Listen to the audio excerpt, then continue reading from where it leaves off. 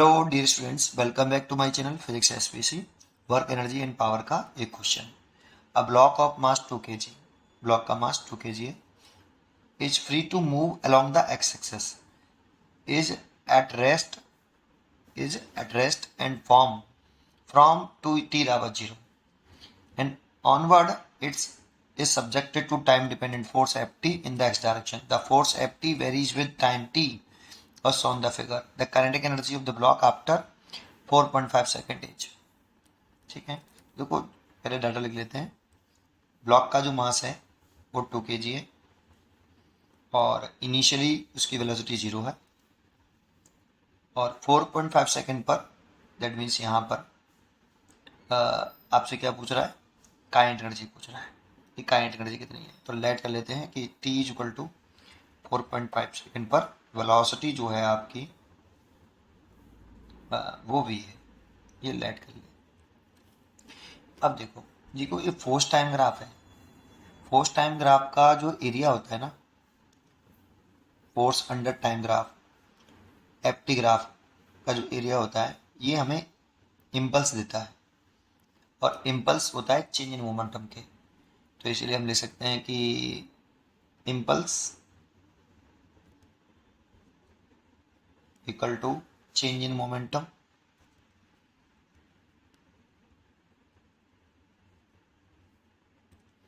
Equal to area under FT graph with sign. कुछ क्या करते हैं कि ऊपर के एरिया में से नीचे वाला एरिया घटा दो, ऐसे कहते हैं, और कुछ कह देते हैं विद साइन। विद साइन कर रहे हो तो सीधा सीधा काम खत्म। ठीक है, area under FT graph with sign.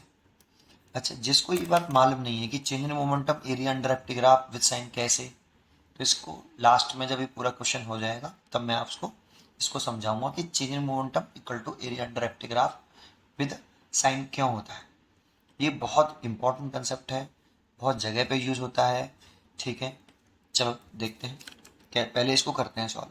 तो अगर चेंज इन मोमेंटम लिखे हैं तो final momentum minus initial momentum, क्योंकि वो एक ही डायरेक्शन में मूव कर रहा है, along x axis, move along x axis, इसीलिए पॉजिटिव मान सकते हैं अलोंग एक्सिस में मोमेंटम को। ठीक है, area under the FT graph with sign, तो देखो इसका एरिया निकालें हम पहले वाले का, तो ट्राइंगल है इसीलिए हाफ इंटू परपेंडिकुलर हो गया आपका 4 और बेस हो गया 3 माइनस के 0 मल्टीप्लाइड बाई 3 प्लस ये भी ट्राइंगल ही है सेकंड वाला, नीचे 1/2 इंटू परपेंडिकुलर हो गया आपका ये, दैट मीन्स माइनस के 2, विद साइन लिखूंगा मैं ये, तो अपने आप माइनस हो जाएगा। तो मोस्टली टीचर क्या करते हैं कि ऊपर वाले एरिया में से नीचे वाला एरिया सब्ट्रैक्ट कर दो, ऐसे कहते हैं आप, या ऐसे कर सकते हो कि पहले ऊपर वाला एरिया लिखिए, मतलब विद साइन लिख दीजिए, ऊपर और नीचे वाला क्या विद साइन लिख दीजिए बस, केवल विद साइन। तो माइनस के 2 है तो माइनस के 2 मल्टीप्लाइड बाई बेस कितना 4.5 में से 3 घटा दें, तो यहाँ से यहाँ तक ये 4.5 है और यहाँ से यहाँ तक ये 3 है, तो हमें तो इतना चाहिए, तो कितना 4.5 माइनस के 3। सॉल्व कर लीजिए, 2 से ये 2 कैंसिल हो गया तो ये 6 हो गया, प्लस 2 से ये 2 कट गया माइनस हो गया, 4.5 में से 3 गया तो 1.5 और 6 में से 1.5 सब्ट्रैक्ट करें तो 4.5 और चेंज इन मोमेंटम लिख रहे हैं तो final momentum minus initial momentum 0, क्योंकि इनिशियल स्टेज 0 है। मास की वैल्यू 2 kg है और फाइनल वेलोसिटी पता नहीं है, ये 4.5 हो गया, इसीलिए वेलोसिटी आ गई आपकी 4.5 डिवाइड बाई 2 और इसे हम पॉइंट लगा उठा के यहाँ 0 कर लें, 5 से काट दें, 9/4 मीटर पर सेकेंड। देखो ये वेलोसिटी आ गई, इसीलिए काइनेटिक एनर्जी पूछ रहा है आपकी, the kinetic energy of the block after 4.5 second inch.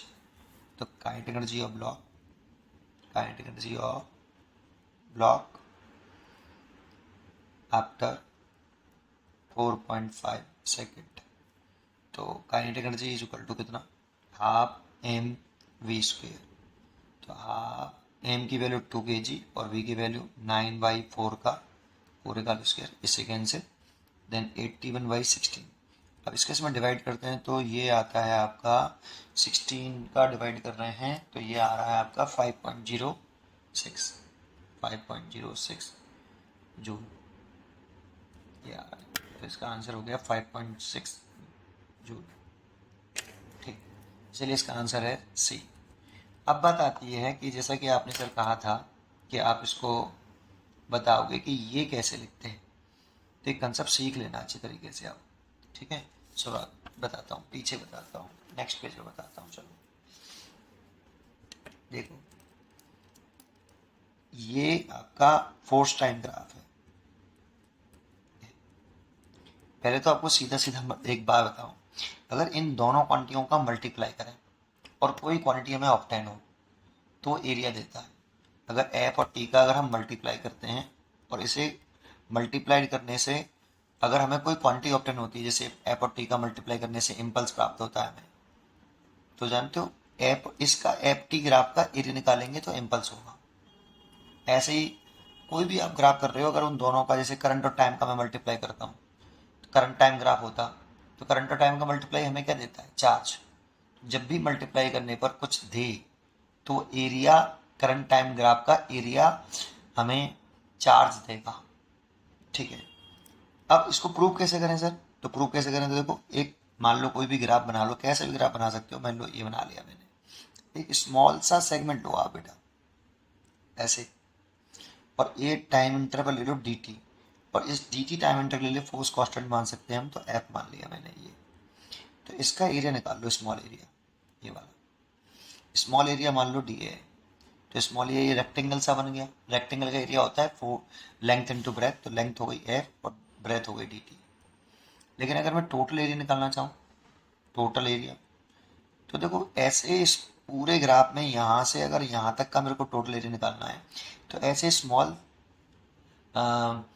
Shaded graph area, small area बहुत सारे होंगे। और जब किसी एक टोटल बड़े एरिया को छोटे छोटे पार्ट में तोड़कर टोटल एरिया कैलकुलेट करना हो तो हमें इंटीग्रेशन करना चाहिए।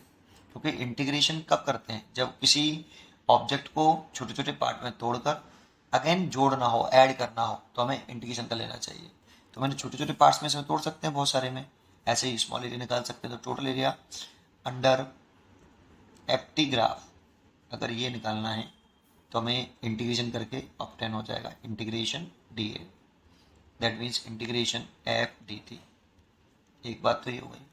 अब वी नो दैट, ये अब आपको पता होना चाहिए कि वी नो दैट कि जो इम्पल्स होता है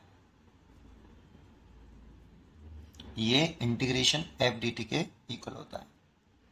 लेकिन इम्पल्स एफ डी टी के इक्वल है, ये बात सही है। अब एक Newton second law of motion पढ़ा हुआ, एफ बराबर D P over D T, यहाँ से अगर डी पी निकालते हैं तो एफ डी टी, और इसका इंटीग्रेशन करते हैं, इसका भी इंटीग्रेशन करते हैं, तो ये चेंज इन मोमेंटम निकल आता है, फाइनल इनिशियल मोमेंटम और यहाँ फाइनल मोमेंटम। तो आप करोगे तो डी पी का इंटीग्रेशन पी, फिर लिमिट पुट करोगे पी फाइनल माइनस इनिशियल, तो change in momentum is equal to integration F D T.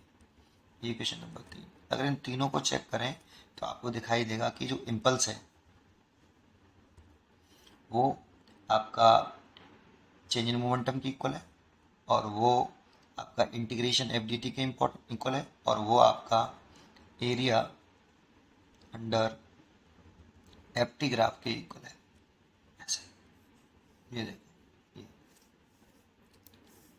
थोड़ा सा और बताऊं तो देखो, जैसे अगर मैं वेलोसिटी टाइम ग्राफ बनाता हूँ, ये वेलोसिटी टाइम ग्राफ है ऐसे, तो देखो कुछ भी बना दो वेलोसिटी टाइम ग्राफ, वैसे मैंने बना दिया, तो वेलोसिटी और टाइम का मल्टीप्लाई करने से कुछ आ रहा है क्या, आता है, आता है सर, डिस्प्लेसमेंट आता है।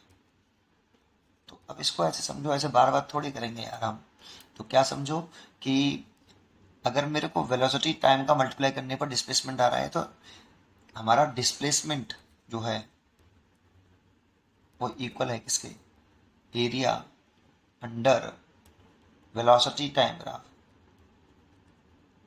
विद साइन निकालोगे तो डिस्प्लेसमेंट देगा, और विदाउट साइन निकालोगे तो डिस्टेंस देगा।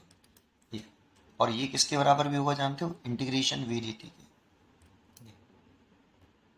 डिस्प्लेसमेंट होगा बेटा ये। ऐसे ऐसे ही आप कोई सा भी ग्राफ कर सकते हो, वेलोसिटी टाइम ग्राफ हो गया। जैसे अगर एक और बना दूं मैं, जैसे आपका एक्जिलरेशन टाइम ग्राफ बना दूं। अब एक्सेलरेशन टाइम ग्राफ का मल्टीप्लाई एक्सेलरेशन और टाइम का मल्टीप्लाई करते हैं तो क्या आता है? Change in velocity, change in velocity आता है। अच्छा, तो इसका मतलब इसका अगर हम एरिया निकालेंगे, ये वाला एरिया निकालेंगे, तो ये एरिया हमें क्या देगा? तो ये एरिया हमें चेंज इन वेलोसिटी देगा। Change in velocity equal to क्या? एरिया अंडर ये एक्सेलरेशन है, एक्सेलरेशन टाइम ग्राफ, और ये होगा किसके बराबर? इंटीग्रेशन ए डी टी के, इंटीग्रेशन ए डी टी के। ये देखो, ये चेंज इन वेलोसिटी ऐसे। तो मैं समझता हूँ कि आपको ये कंसेप्ट अब कभी परेशान नहीं करेगा। पढ़ते रहिए और खुश रहिए। Thank you.